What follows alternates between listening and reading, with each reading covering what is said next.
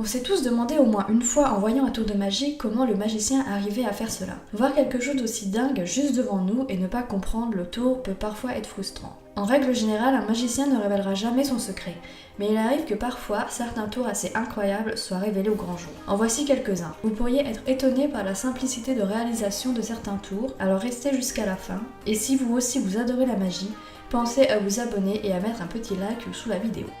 L'homme coupé en deux.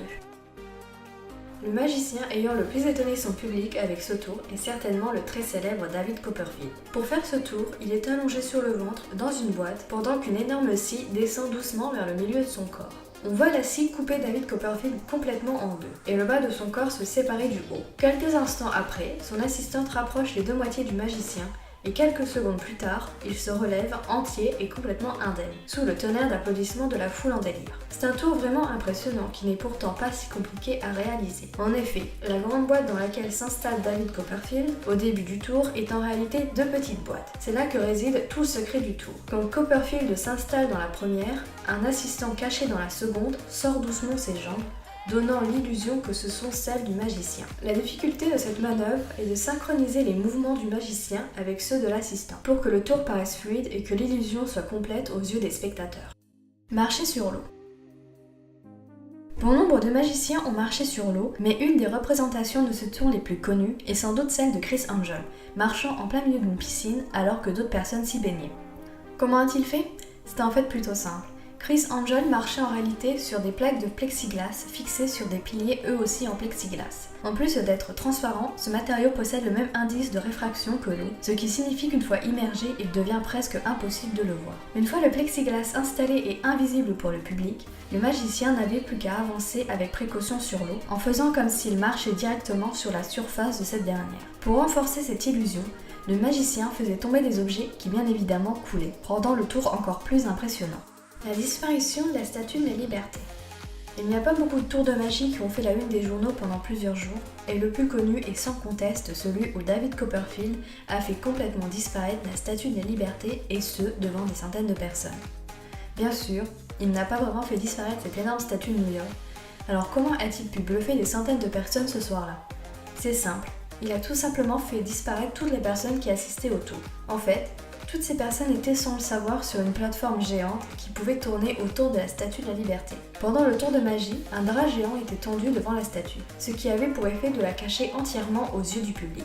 La plateforme tournante n'avait pas ou peu de points de repère, et donc la très lente rotation de cette dernière ne pouvait pas être perçue par les personnes présentes dessus. Donc, pour résumer, dès que le drap géant était levé, cachant intégralement la géante statue, la plateforme se mettait à tourner très lentement et quelques instants plus tard, après un discours entraînant de David Copperfield, ce dernier abaisse le drap et soudain, plus rien. Ils avaient dressé le même décor lumineux pour donner le change, tandis que la statue était hors de vue des spectateurs et des caméras.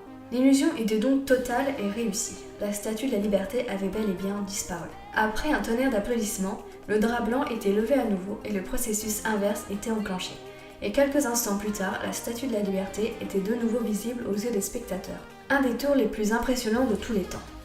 La balle dans la bouche. La balle dans la bouche est un tour de magie qui, comme son nom l'indique, consiste à attraper une balle tirée d'un pistolet entre ses dents. C'est un tour très populaire et beaucoup de magiciens l'ont réalisé au moins une fois au cours de leur carrière. La représentation la plus connue de ce tour est sûrement celle du duo de magiciens Penn et Teller. Le duo fait signer chaque balle par le public et se mettent chacun à un bout de la scène, avec au milieu une vitre qui devrait se briser à l'impact des balles. À la fin du tour, chaque magicien finit avec une balle signée entre les dents. Pour réaliser ce tour, les vraies balles sont échangées discrètement par des copies en cire qui sont ensuite chargées dans le pistolet. Quand la balle est tirée, elle fond et projette de la cire très chaude sur la vitre, ce qui a pour effet de créer le trou. Les magiciens montrent ensuite les balles signées qu'ils avaient discrètement mises dans leur bouche un peu plus tôt. Vous avez peut-être remarqué que tous les magiciens, dont Penn et Teller, font beaucoup d'humour pendant leur show. Le but est de faire rire les personnes présentes et par la même occasion de les distraire afin de réaliser les manipulations nécessaires pour le bon déroulement du tour de magie. La carte à travers la vitre. C'est un tour très populaire auprès des magiciens de rue, notamment pratiqué par le célèbre magicien Criss Angel. Bien que ce tour semble être très spontané et réalisable à tout moment, il n'en est rien et requiert une certaine préparation pour que le tour soit réussi. Le tour débute avec un simple piochage de cartes. Une fois celle-ci choisie et remise dans le paquet, le magicien les lance contre une vitre et elles tombent toutes au sol sauf une. C'est en effet la carte choisie par le spectateur qui, en plus d'être restée accrochée à la vitre, se retrouve de l'autre côté. Mais regardez plutôt sous cet angle, vous allez tout de suite comprendre. Pour la réalisation de ce tour impressionnant, un complice se trouve de l'autre côté, et lorsque le magicien fait piocher une carte, le dit complice prend la même et la colle discrètement sur la vitre préalable. Pour que ce tour ait un effet maximal, le magicien doit avoir un fort pouvoir de distraction tout au long du tour, afin que personne ne s'aperçoive de son complice caché de l'autre côté de la vitre. Lévitation. Faire léviter des objets est une illusion classique qui existe depuis des années. Le plus impressionnant est le célèbre illusionniste David Blaine, qui a poussé la lévitation encore plus loin en se faisant voler lui-même à quelques centimètres du sol. Le fait qu'il fasse son tour dans la rue et sans accessoires le rend encore plus impressionnant. Mais il est possible d'expliquer ce tour facilement. Le magicien utilise la technique de la lévitation de Balducci, nommée ainsi en l'honneur d'Eddie Balducci, qui fut le premier à décrire cette technique.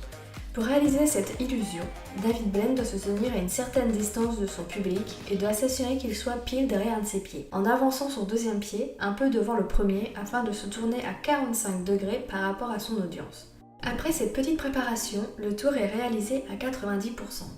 Le magicien n'a alors plus qu'à pousser sur un ou deux orteils pour donner l'impression de léviter à quelques centimètres du sol.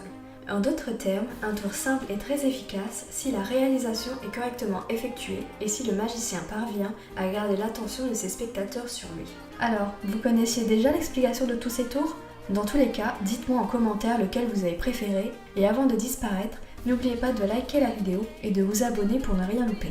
Merci d'avoir pris le temps de regarder cette vidéo et sur ce, je vous dis à la prochaine.